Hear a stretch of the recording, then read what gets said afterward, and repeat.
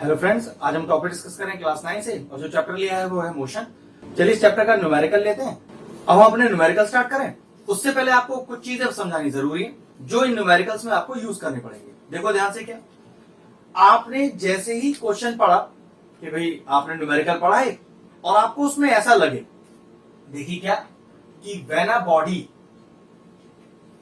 Body starts from rest, मतलब कि आपने क्वेश्चन पढ़ा और आपको लगा कि कोई बॉडी रुकी हुई थी और उसने चलना स्टार्ट किया है। क्वेश्चन पढ़ के ऐसा फील हो आपको, तो सबसे पहले न्यूमेरिकल स्टार्ट करने से पहले आप क्या लिखेंगे कि भाई उस क्वेश्चन की जो इनिशियल वेलोसिटी है, जिसे हम छोटे यू से डिनोट करते हैं, उसे जीरो मान लेंगे। ठीक है, when a body starts from rest its initial velocity zero. दूसरा पॉइंट क्या है, when a body comes to rest. जी हां, when a body comes to rest, इसका मतलब ये, आपने क्वेश्चन पढ़ा और आपको ऐसा लगा कि सर बॉडी तो चल रही थी लेकिन ब्रेक लगा के उस बॉडी को मैंने रोक दिया है, उसकी स्पीड कम हो गई है और कम होते होते अब वो रुक गई है या रुक जाएगी। तो क्या करेंगे आप लिखेंगे उसकी फाइनल वेलोसिटी जीरो, जिसको v से डिनोट करते हैं छोटे। ठीक है, और साथ में जो उसका एक्सेलरेशन होगा वो नेगेटिव हो जाएगा। दोनों चीजें ध्यान रखनी होती है इसमें कि अगर बॉडी आपको पता चलता है कि चलते चलते रुक गई है, आपने ब्रेक लगाया, बॉडी रोक दी है, तो फाइनल वेलोसिटी जीरो ले लेंगे, एक्सेलरेशन को नेगेटिव ले लेंगे। और अगर आपको लगता है कि एक भाई बॉडी रुकी हुई थी और चलना स्टार्ट किया उसने, तो आप उसकी इनिशियल वेलोसिटी को जीरो ले लेंगे। इस कंसेप्ट को याद रख लीजिए, मेरे ख्याल से आपको कभी भी दिक्कत नहीं आएगी न्यूमेरिकल करने में। अब हम अपने न्यूमेरिकल स्टार्ट करते हैं।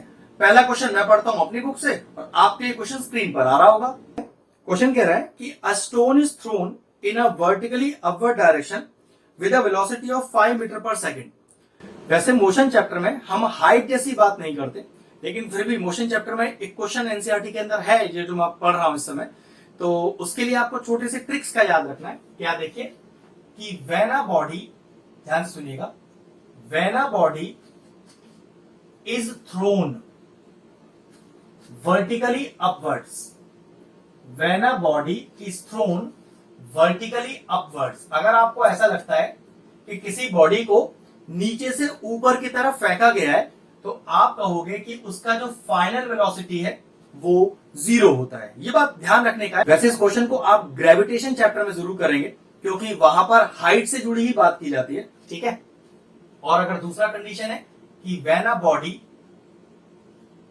Body is dropped from a height, अगर किसी बॉडी को एक हाइट से नीचे की तरफ फेंका जाए तो उसकी इनिशियल वेलोसिटी u जीरो हो जाता है।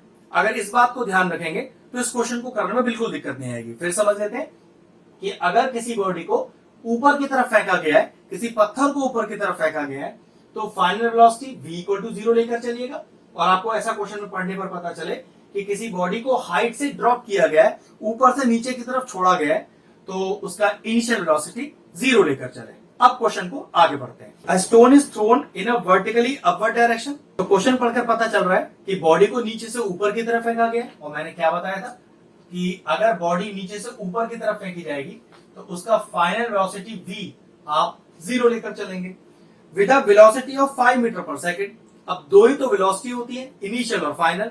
क्वेश्चन पढ़ के पता चल गया कि फाइनल तो जीरो है, तो पक्की बात ये जो वेलोसिटी दी है वो कौन सी हो गई, वो इनिशियल वेलोसिटी हो गई। इनिशियल वेलोसिटी जिसको u से डिनोट करते हैं, और ये दिया हुआ है आपको 5 metre per second. Metre per second ही स्टैंडर्ड यूनिट होता है आपके स्पीड का, तो बिल्कुल ठीक दिया हुआ है। If the acceleration of the stone during its motion is 10 metre in the downward direction, अब ये थोड़ा समझने वाला बात है। चेक करिए कि आपका एक्शन क्या है क्वेश्चन में। आपके क्वेश्चन का एक्शन ये है कि आप बॉडी को नीचे से ऊपर की तरफ फेंक रहे हो, लेकिन क्वेश्चन में फिर देखो क्या कह रहा है, if the acceleration of stone during its motion is 10 metre per in the downward direction, मतलब पत्थर तो लौट के वापस आ रहा है, जो एक्शन ऑफ मोशन है उसके ऑपोजिट आ रहा है, तो पक्की बात है ये जो आपको 10 मीटर पर सेकंड स्क्वायर मतलब एक्सेलरेशन दिया है ये लेना पड़ेगा नेगेटिव।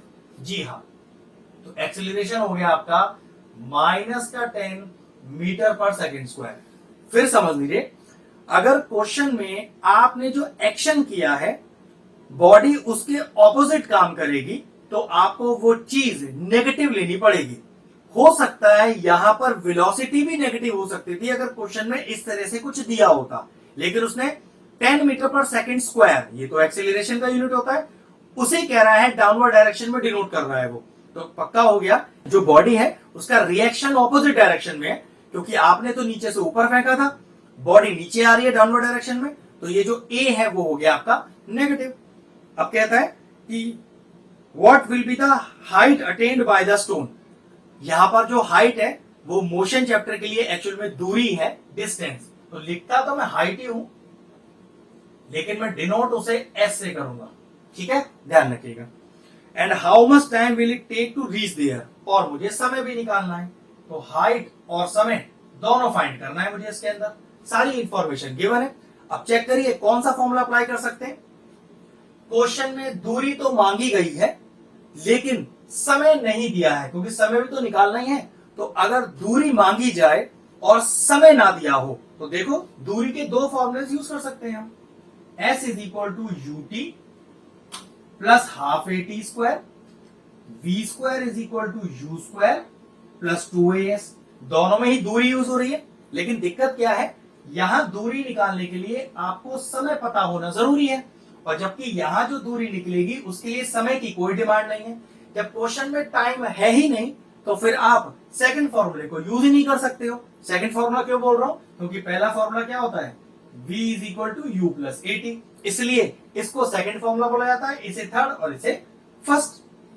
तो सीधा थर्ड फॉर्मूले को यूज करते हैं, वो क्या है, V स्क्वायर, V कितना 0, तो 0 का square is equal to U square, U है 5 तो 5 का स्क्वायर प्लस 2 इंटू A दिया है -10, और दूरी S जिसको एक्चुअल में इस क्वेश्चन में हाइट बोला गया है वो ही फाइंड करना है। तो कितना हो गया, 0 इज इक्वल टू 25 माइनस का 20s, माइनस का 20s इधर जाएगा तो प्लस का 20s बन जाएगा, तो plus 20s is equal to 25। तो s का वैल्यू क्या हो गया, 25 अपॉन 20, कैंसिल आउट हो रहा है, कर लेते हैं। तो 5 4 द 20, 5 5 द 25, तो 5 अपॉन 4 मीटर, जो कि सॉल्व करके आएगा 1.25 मीटर। ये लीजिए हमारा हाइट आ गया कि जिस पत्थर को नीचे से ऊपर की तरफ फेंका गया है वो कितना दूरी अटेन कर लेगा, वो कितना हाइट अटेन कर लेगा, वो है 1.25 मीटर। अब क्वेश्चन में समय भी निकालना है, तो समय निकालने के लिए आप चेक करो, पहले फॉर्मूले को यूज कर लो, क्योंकि V भी आपके पास है, U भी आपके पास है और A भी आपके पास है, तो कोई दिक्कत ही नहीं है। फर्स्ट फॉर्मूला यूज करते हैं। फर्स्ट फॉर्मूला क्या है, V is equal to U plus AT। चलिए सारी वैल्यूज डालते हैं।